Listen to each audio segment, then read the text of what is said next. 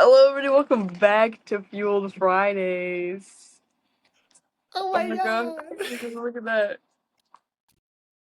Today we have our dear friend, very dear to us, to me. And not to Jace because they've never met, but Ben Every Anderson. guest I don't know. That's not true. Help me. That's not true. Okay, sorry. 2, 3. We've only had 10 episodes. 2.5, because one of also, them hasn't been uploaded. 2.5. Episode 10, we're on double digits now. We got Ben Anderson. He's a playwright. He's an actor. He's an all-around fun guy, and we're gonna ask him some questions. Starting with the first question that we ask everybody on this podcast, which is, what is some media, movies, music, TV shows you've been enjoying recently, Ben? This is a great question. My July was definitely all about James Gunn's Superman. I was a huge fan. I went to go see it like the day it came out, and I was blown away. My hope was restored. It was definitely unreal.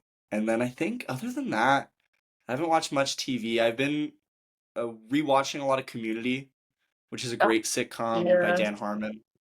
I love Community. It's got some of the wittiest writing I've ever heard. The jokes are off the charts. So I'll go with those two. It's true. Good picks, Ben. Thank you. Now Ben, I know you mostly as an actor because we did 1 year of acting school together. Yes. But I've come to know you as a writer as well. And I was wondering, back to your childhood, when did you start writing? It might not be in childhood, but when did you start writing? I've definitely been writing for quite a while. I think the first thing I ever wrote, I was thinking about this on my car ride back from work. I was like, what was the first thing I wrote? It was this like Pokemon fan fiction. Now fan fiction not in the that way, but just I loved it, and I wrote this on Arial 11-point font single spaced, and it was 3 pages. They went to probably 8 different locations. Wow. And I couldn't tell you what it's about now, but I've always been obsessed with telling stories. I think the first thing I wrote that was a bit more serious, that I was starting to take myself seriously, was a play that I wrote in grade 11 called We Close at 9, which is a very Tarantino spoof. I was an impressionable young kid, and I liked Quentin Tarantino, and I wrote this thing about a diner with cops and robbers and hitmen and all the buzzwords of a film noir. So yeah, that's probably where I started for sure. I love that.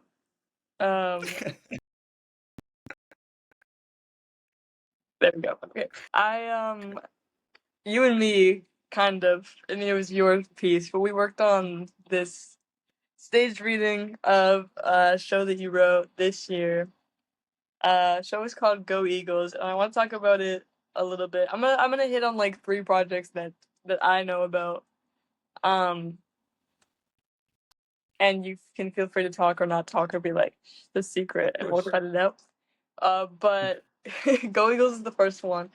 Where did, tell me a little bit about the show, because most people watching aren't gonna know. And also, like, tell me what your inspiration was for it. Yeah, so Go Eagles is about the story of a group of hockey boys who are doing all the kinds of things that hockey boys do in their grade 12 year. They get into trouble, they get into detention, they throw parties, and it specifically centers around 2 characters, Luca and Christopher, and how Luca has a crush on Goldie, who is taken by the captain of the team, Arlo. It's a story about it turns into a story about acceptance and grief, and it's the first 2-act play I've written. It's the first full-length play I wrote, and the idea came from, I was sitting in my BC First Peoples class, listening to a group of hockey boys talk, and it was just in that moment, just their weird voices and all the strange things they talk about. I was just like, we need to get these people on a stage. They need to perform. They need to do something because it is just too entertaining to stay in this classroom. And that idea of a play about hockey boys originated there, and I didn't really have anything remotely similar to what the play is now until probably February of last year. And then I started to write it as a project for school, and then it sort of became this thing that we eventually produced as a staged reading. So, yeah. Very dope. Spiraling off of that. I wanted to just hit on like period. Where's your biggest like pull? Like, where do you pull the most inspiration from when you come up with any play? I think my inspiration often comes just from what I hear around me. I think that's kind of where art should originate from, is where it's pulling from should be what it's surrounded by. And so a lot of times it's a conversation that I overhear, like with Go Eagles. Sometimes it's a visual, like I see something and I go, huh, that's weird, and then it kind of spirals. Oftentimes, exactly where a story for me starts is with a still, like with a still image of what it would look like, and maybe some idea, vague idea of what it would be about. So for Go Eagles, I think originally I pictured these characters on the stage, but I didn't quite know who they were. I didn't have anything ironed out. And then I will say that when it comes to those ideas, it just starts falling into place as you collect more of those things. So it can really come from anywhere, but I would say human interaction would probably be the way I'd pinpoint that for sure. But um, going back to how I met you as an actor, which by the way, still bummed that you left us because I genuinely think that you're like, so sorry, my thoughts. One of the most talented actors I've ever met. I'm tweeting out. Thank you. Let me say that again so that hold on. Here we go. Sorry. Heck. Um. Uh. Yeah. No. I know you from acting, and I'm still bummed that you're no longer with us because you're still alive, but because you are one of the most talented actors I've ever met, genuinely. Um. And yeah, there's just something about like the way you perform that's so genuine and so passionate. Um, what do you pull from your acting experience into your playwriting? That's a good question. I think for me, originally what it became was this feeling of a necessity as an actor to have a script that felt real and felt more so genuine. I think that's a conversation that pretty much every group of theater actors and film actors and any group of artists will have at some point, is how do we make this feel genuine? How do we make this thing feel alive? And so that's kind of where I started to pull from, was this like frustration with like youth musical scripts and how it just feels like you're reading off a like robot, like you're reading off binary code. And I would then say that as an actor, it more became, I liked to write about the things that I liked to perform. I think physical comedy is like something I really like, and I think witty comedy, satire, and stuff like that, stuff like is going to be in Village Idiots, a play that I'm writing. That stuff is definitely the things that I like to act, things that tell a good story, but also are funny. Touching on that, because that's my favorite. I mean, I've only read, I guess, three pieces of your work so far, I believe. Yeah. Um, the Village Idiots is my favorite, and it's not, out or produced in any way yet. But if you'd like to talk about it a little bit, I would love for you to talk about it. Yeah, of course. Village Idiots is, I'm gonna label it, it's a satire about these three village council members who run the town. They answer the problems of the townsfolk, and it's a Friday morning. They're all done their meetings. They have nothing for the rest of the day. They're about to leave, and this character Jenny comes through and says, "Guys, I need you to help me. My brother just got killed by a bear, and the bear is on its way. The bear is coming through the village." And it becomes this very like real problem about how politicians are sometimes very inefficient. They try to do anything they can to make sure they don't have to keep doing this, that they can just go home on a Friday. They make up all these bogus stories. They try to write these bogus narratives. And it's just a story about that. And it's a story that speaks to my frustration of the current political climate. And yeah, that's how I describe it for sure. I think you do something really wonderful in all your scripts where you somehow tie everything back into something that's like very, very important and real. Even a play with Village Idiots, because the first time I was reading through it, I was like, this is so stupid, and then I was like, oh, oh man, it's stupid because it's a thing that's happening right now, and like that's Hmm. where I guess the humor and what makes it interesting for me. Um, what do you believe the importance is of writing about those issues, the hard stuff? Yeah, I think first of all, one of art's duties and one of art's responsibilities is to criticize, because without criticism, we can't move forward and we can't continue to evolve or progress. These terms that we really enjoy cannot be achieved without criticism. And I think art has a great responsibility to do that. I think like if you look at Colbert right now, Stephen Colbert and Jon Stewart, and the way they're running their talk shows right now is incredibly critical, and it jokes and pokes fun of a government that seeks to eradicate them. And that is so important that they do that. And I think that's one of the things that I find is really important, that we criticize, but we also bring it up for discussion. So with Go Eagles, it's more bringing up this topic of, I guess to delve more into it, Christopher, one of our main characters, it's revealed that he is homosexual and he's a gay man. And it takes place in this town that is isolated and quite small and doesn't experience homosexuality at all, or very rarely. And that's a conversation that still needs to be had today. That there are plenty of settings internationally that don't accept people regardless of their sexual orientation. And I think that bringing that conversation up through art just allows us to check back in with ourselves and realize that we have a lot of work to do and that we need to keep moving forward. So we need to keep trying. We need to keep fighting as well. And I think that's also what Village Idiots tries to portray.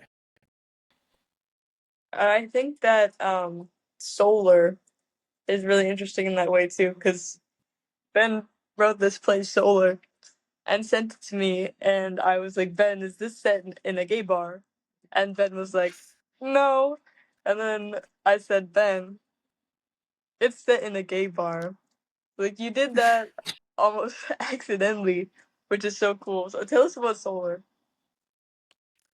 Yeah, Solar, the tagline I give to Solar is it takes place 45 minutes before a shooting and it shows us the 5 minutes after. It showcases a club experience, I guess, in Toronto. Shows you the bartender, the experience of someone who's completely new to this scene, the experience of people who are experienced in this realm. And it kind of just showcases that. I try to achieve some naturalism that way. And eventually the shooting happens. And I think it's about love as well. I think a lot of plays and a lot of stories involve love, and it definitely showcases that. And I think it's also just about how well, my original intention, I guess, was about how shootings are incredibly weirdly mundane. They come out of nowhere and they spawn just like an act, like you miss your bus. So the events leading up to missing your bus and the events after, they all happen. But it's the same with a shooting, and it's kind of weird how in our society and in I mean particularly American society, American culture, it's kind of something that just could happen. And that's kind of what Solar's trying to achieve. So. And it does so very well. But I will say that I definitely got the idea for it because I was reading about the Pulse nightclub shooting that happened in 2017, which is which Pulse is a gay bar. It's a gay club. So there was definitely inspiration there. Yeah. And, he wrote a bunch of gay characters, and I was like, yeah, it's a bar. I was like, yeah, it's a gay bar though. I've written a bunch of gay characters. Well, in Solar specifically, you have like a bunch of gay characters, and then you were like, no, it's not a gay bar, and I was like, I'm pretty sure it is. Well, any bar with a gay person is considered a gay bar now, is it not? Because that bar is gay. There you go. That's probably controversial. You can exclude that. I don't think that's controversial, bro. I think you're good. It's just a bar that coincidentally has a bunch of gay people in it. We just found this place. We didn't. Yeah, it's a random bar. They just happen to be gay. Happens. I mean, that's basically how gay bars started. Like, I don't think anybody organized them to be gay. I think they just kind of became gay. Yeah, exactly. Yeah. I don't know if that's true or not, but wait, were you serious with that? Because that's hella not true. Well, it was definitely organized. It's a historic thing because gay people weren't allowed to gather, and so they were like, this is run. Yeah. Actually, gay bars were originally run by the mafia, and then, with the whole thing, so. That means the mafia is woke. Holy crap, I never thought of this. Very woke, actually. Woke, air quote. Are they actually? They actually are. But, anyways. I would have never thought. Ben, you're a man of many talents. Thank you. Acting, writing. I've heard you sing a little here and there. I've heard you rap, from time to time. Are there any disciplines that you haven't tried yet that you'd like to jump into?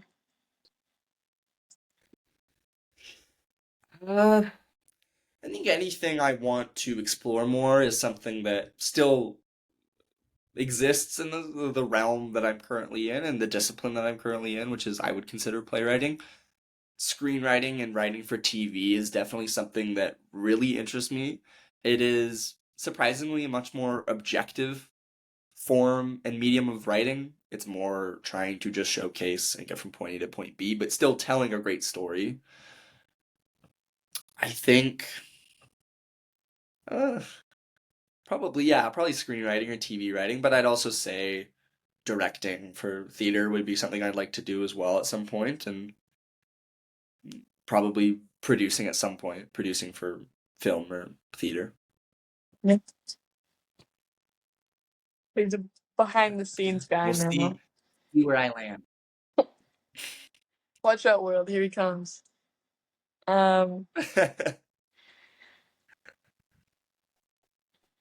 Yeah. So going to back to the thing you were talking about of like still image, how much of the final product do you imagine while you're writing the script itself?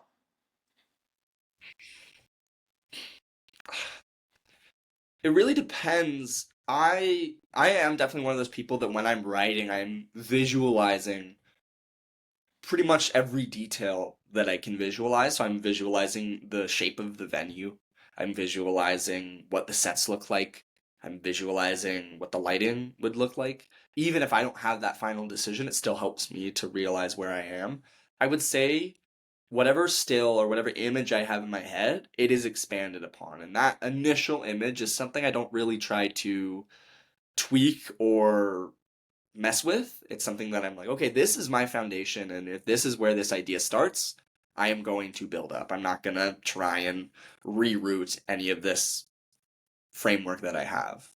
I'll start here, and if I have to knock it down later to build something else up, I will, but I'm not going to scrap it right away. Yeah. I want to talk to you a little bit about adaptations, and because we've talked a lot about like classical theater and adaptations and directing choices that we like and don't like. I Yeah. want to know, as a writer yourself, what do you think makes a good adaptation of something classical, and what do you think makes it kind of lose the appeal of the original piece?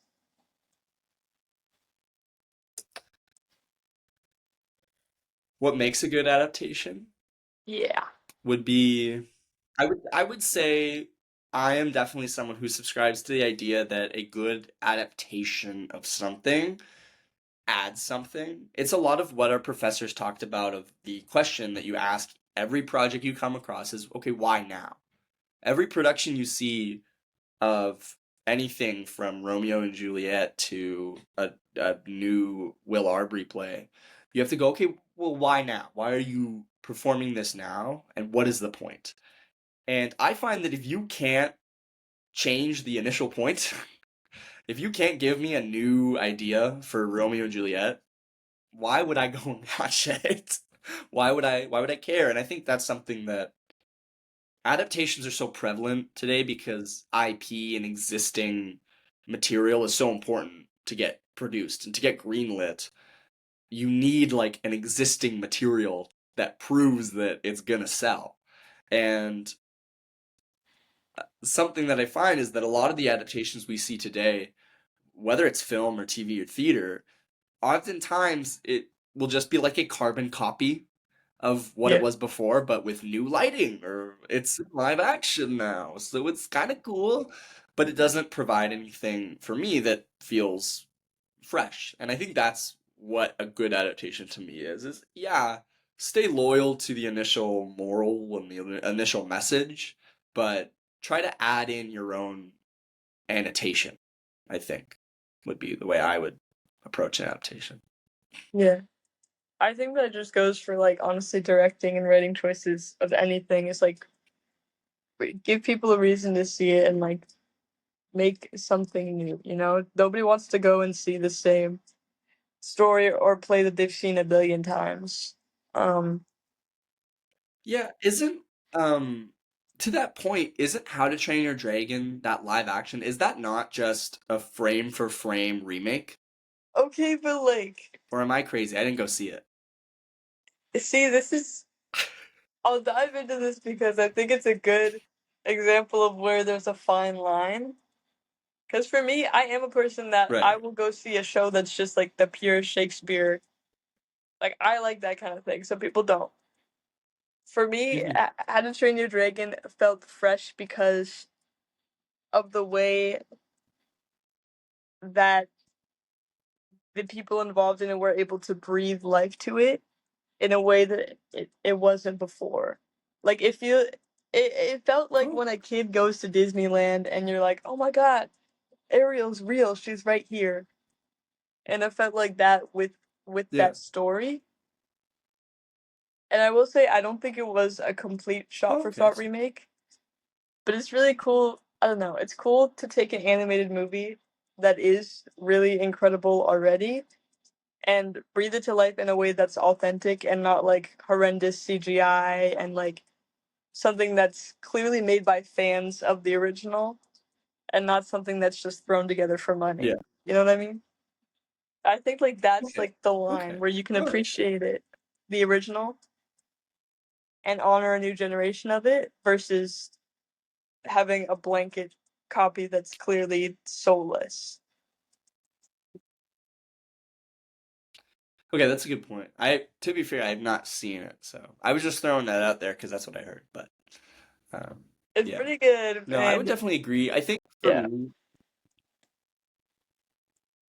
No, yeah, just I think saying for it's me, good. when it comes to an adaptation of Shakespeare, it always just comes down to that of Mhm. I think you should provide me a new perspective, or at least if just provide me like something that is new and something that speaks to what we're in now. Because Yeah. as we kind of all know, like Shakespeare and even like ancient Greek theater, those are the blueprint for practically every piece of media that we have now. Every story has a piece of Shakespeare, it has a piece of Greek theater in it. And so they make for great stories, and you can tell that story again and again, but you need to provide the context of, okay, well, this is why we'll do it in 2025. 100%. So maybe there's a reason to do How to Train Your Dragon in 2025. I think that some things also can just be for funsies, and I think that's one of the cases where it was something that's just it's Yeah, something that I just liked because it's it was the cheap for fun. funsies, you know.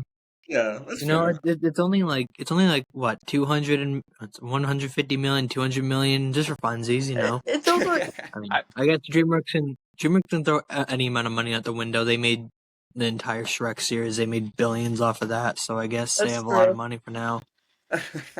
I will say I think those movies do man. have great morals because they're like it's the whole thing about not being divided and like not assuming things about not fearing what you haven't seen. And so I do think there is value in introducing a new generation of people to that kind of story. Which is one thing I actually Yeah. when Oh we were yeah, in yeah, but like our history class, I got into beef with one of the production people. I don't know if you remember that. because I was like fighting for maybe. my life about like the Lion King adaptation. I was like, guys, the story is valuable. Like, I think kids should be seeing the Lion King now. I won't knock you because out of everybody in those classes, you're gonna be the one who gets signed by Disney, and they're gonna do background checks on the rest of us talking smack, and Please they're gonna go, sign me. Brennan Bielefeld stuck by our side. But I just listen. Anyways, whatever. That's not what the episode's about. But I did. I glazed Anyone Disney a can be in a lot. Disney movie now because Disney owns everything. I glazed Disney a lot in the last episode actually because there was a whole segment where I talked about the new zombies movie, so we can. But Zombie dude, I love them. guys, I love those zombies. movies. I haven't watched Zombies 4 yet, but Zombies 1 through 3 is the greatest Disney Plus trilogy they will ever release. There is no contest. I've only seen the Exactly. first one. I don't understand the hype for 2 and 3. I remember. You would see I them. I remember. watched the first one. No, I remember how I watched the first one. I watched the first one like when I was 13 in like Cuba because the only channel we had in English was like Disney Plus at the hotel. And I really wanted to watch zombies for some reason. I love There was trailers for it. getting high or getting drunk and just binging the zombies movies because I remember watching it for probably the first time and they hit that like climax at like near the end. I think it might be the first one where they're gonna blow up the nuclear Yeah. factory or whatever. No, that's the second one, That's the I second think. one. And I remember being like, wow, like they just solved it. The movie's over. And I looked and they had like 20 minutes left. And I was like, no, what do you Yeah, mean? there was like 3 dance numbers they had to hit, Like man, okay? the pacing. Unreal. Oh my, yeah, I think that's the second one where it's the with the moonstone or whatever in the power plant, I Yeah, think. Moonstone. Oh yeah, Yeah, okay. Oh, I know the the plots for monster. 2. I know the plot for 2. I don't know anything about 3 other than it has aliens and one of them is non-binary, and I know that 4 is in a summer camp and has vampires. The Oh fourth god. one is also related to the stones and to like getting things and to the power supply. But the third I don't one, remember 1. Where were the stones in 1? there's no stones. There's the first one. See these movies. This Yeah, is what I'm saying. man. They're all, I'm fighting for my life right now, bro. They're all about unity, okay? Because it's about different creatures from different worlds coming together, and everyone introduces a new generation to the concept of love, unity, and happiness. So It introduces 10-year-olds to segregation. Wait, wait. They need to make only 2 more, and then they can end it. Well, so they get 2 trilogies out of it. But else they need to do Ghosts and Mummies for They're just gonna 5 keep and 6. going. They're just gonna keep going. They need to make And as many 7 as there's they can. Sasquatches. In They need 8 to just there's keep going until they put me in it. They cannot stop until they put me in a zombies movie. I auditioned for 4. I auditioned for 4. I will be auditioning for 5. I don't care, alright? But they're gonna do it until Yes, they are, because they tease they're gonna mermaids do at the end. zombies. If you had seen the 4th one, you would know that they tease mermaids in the next one, Ben. They're gonna do zombies until they're 90. Guys, Milo Manheim is making a killing on his contract right He's now. not. They're not in it anymore, though. What They else like does he phased do them other out. than the zombies movies, though? Like, what Jesus else does he do Christ. other than zombies? He doesn't do anything. He Superstar. doesn't exist outside of that. School Spirits, which is He's great. trapped in Sebra. School Spirits. He did that Journey to Oh, so it's another Bethlehem school movie. movie. Prom Pact. There's a bunch of those. There's a bunch of Journey to Bethlehem movies. Let's hop off my vibe, Next, okay? Milo Manheim. Because I will be a Disney Next up kid. is Zombies 5. Dude, like, you're gonna like come to my wedding and it's gonna be like Disney themed. Like, that's how bad it is, I fear. I may become a Do Disney. you guys think they're gonna? Do you think they're gonna combine the Little Mermaid remake into Zombies 5? Have a shared connected universe? Alright, so that being They're gonna said, make. If Ariel has a cameo in Zombies 5, I might okay, actually become a Zombies fan. Brennan's had enough. Yeah. Brennan wants to get back on track. because you're Talked hurting my about zombies feelings. 2 episodes in a row. That's so Well, beautiful. and you know what? I'm gonna Yeah. have to cut a lot of this because I'm really scared of Disney like hunting down, like thinking that I'm beefing with them, bro. No, I'm just gonna- say Disney. We don't have any beef. Okay, you're fine, Disney. I don't hate you. I think Brennan loves you though. And I'm gonna sit down in my chair and I'm gonna go, who's that? Who's that? Guys, it's Z! it's Zed from Zombies! He's coming down the aisle! He's the best man! I wanted to talk to you, Ben, about what you think, like all that being said about the adaptations and stuff. Why you think that people may be resistant to see new pieces?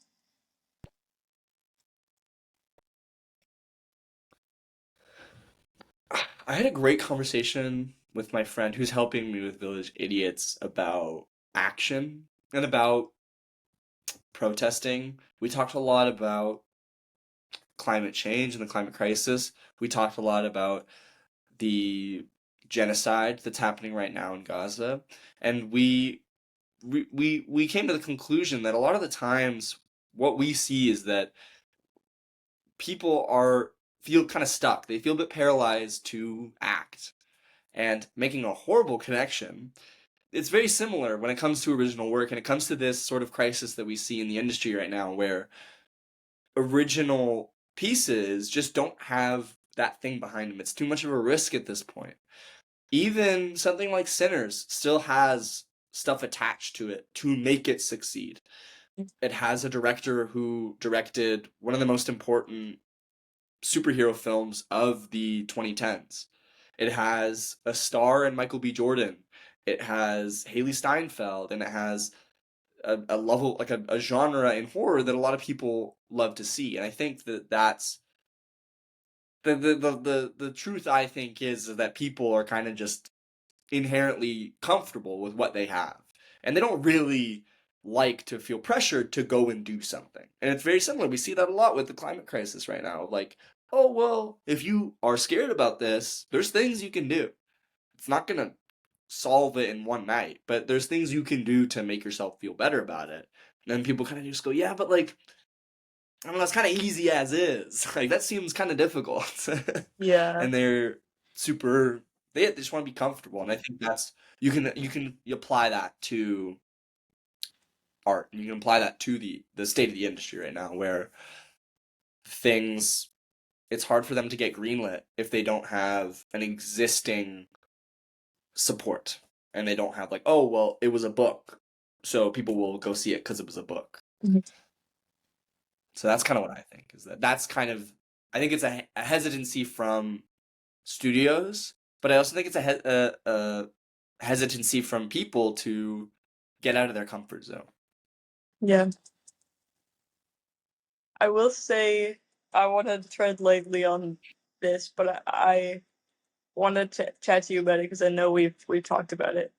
I think there are these contemporary plays, specifically in the theater world, that can kind of ruin a reputation of new theater. Yeah.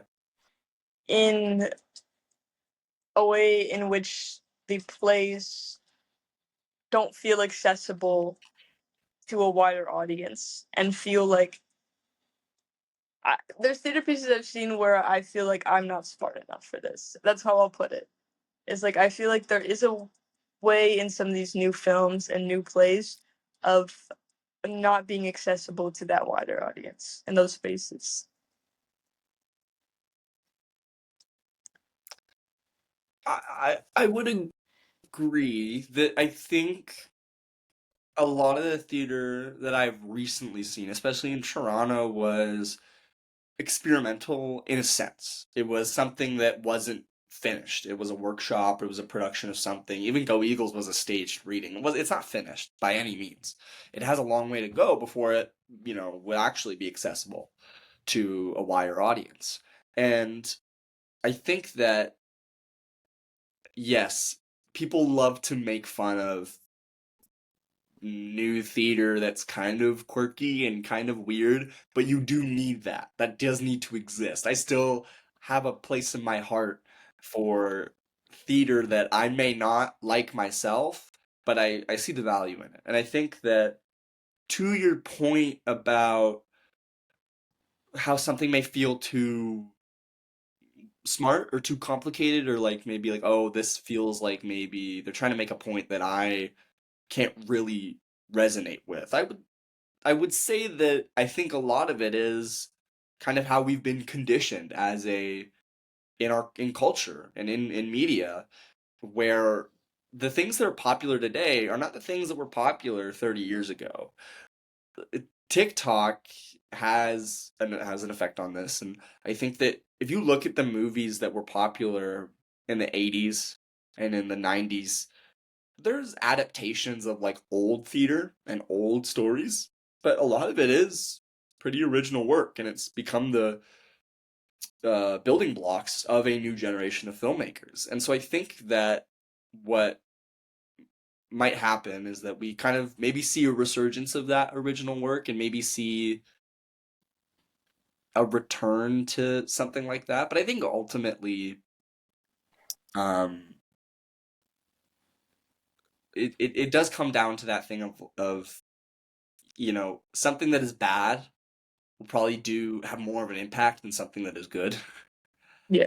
When it comes to art, if I were to tell you off the top of my head, like, the popular films that I remember from this decade, I would probably say like Morbius or like Madam Web. Like, films that people were like, what is this?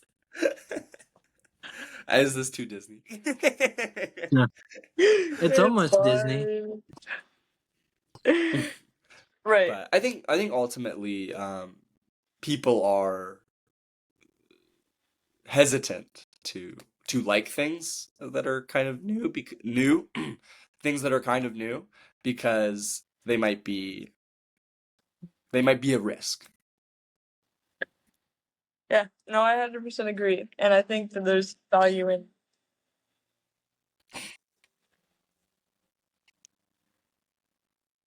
I think there's value in Toronto. I think there's value in even what you don't understand as well, like you're saying. Yeah, there's space for all of that. What made you switch from the acting program to the writing program?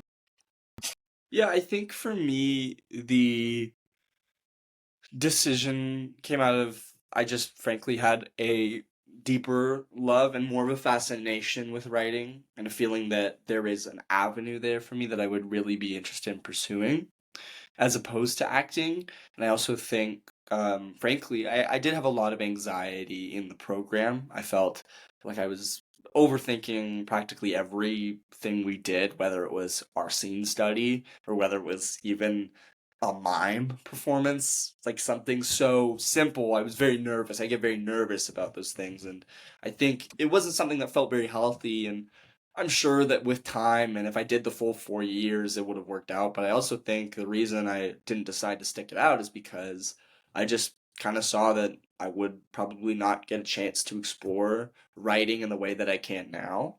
And that I'd kind of probably be stuck or feel a bit more stuck in that sort of path of being strictly an actor. So I think it was more of a decision to open myself up to more and to take the load off the stress as well. Mhm. So I don't know how to segue into the outro, and we don't have an outro script. Okay. So I don't have an outro scripted, and usually Brennan says what the next guest is. But I don't know this because I'm never informed of it until like the week of, and it's actually I don't know who it is.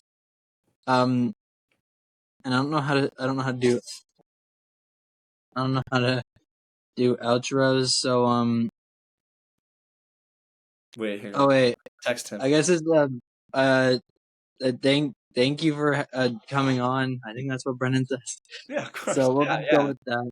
Yeah, and then and we'll see the viewer people, whoever they're called. We'll see you next week with a mystery guest. Brennan might put it in the description or something. I think they might put your stuff in the description. I don't know how it works. We'll figure it out. But yeah, I think that's it. There might be more, but I don't know. So we're good for now. All right. Well, thank you so much for having me on. It's Yeah, been a pleasure. yeah. Insert Brennan's goodbye speech or whatever. I don't think we're. Oh wait, no. Where are we gonna be? Because we usually have the location thing. I think we're doing that again. So we'll see you viewer people in Egypt. We're taking the plane from Uganda, I think it was, this week to Egypt. Cool. I think that's everything. I don't know. It's just a random country each time. We'll figure it out when we get to episode 200 and something or other. Another 191 to go. Sounds good. Uh, All right. okay. Yeah. Ta-ta, viewers.